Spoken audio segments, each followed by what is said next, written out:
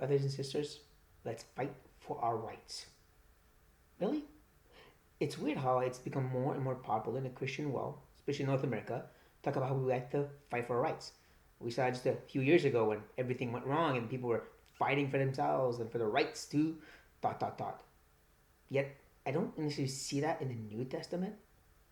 Or some would be quick to say, but Paul did in the book of Acts, which is a historical book, just sharing what happened. It also tells us that Paul fought with Barnabas because he didn't want to give a second chance to John Mark. The same Paul who got a second chance from Jesus didn't want to give a second chance. Should we imitate that?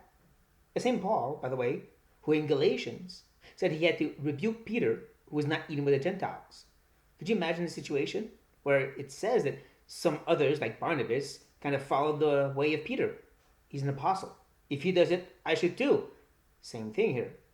No, we follow the teachings of the epistles, the doctrine of the New Testament. And when you look at what Paul said, well, submit to government. He also said to slaves who need to submit to their masters, even the bad ones. Could you imagine what a bad master would do? Still, submit. Or Peter, who wrote one whole epistle about this idea of being mistreated and suffering it as the example of Christ.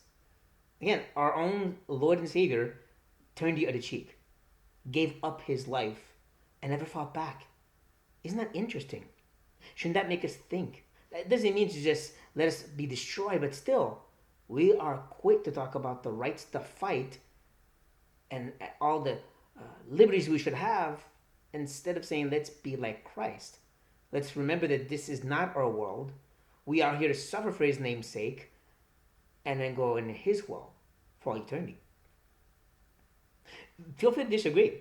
I'm just saying, when I look at the New Testament, I do not see main teaching about fighting for our rights, but way more being a testimony, sharing the good news, making disciples, and point to the fact that our world is not of this one. It is the one afterwards. On this note, be blessed.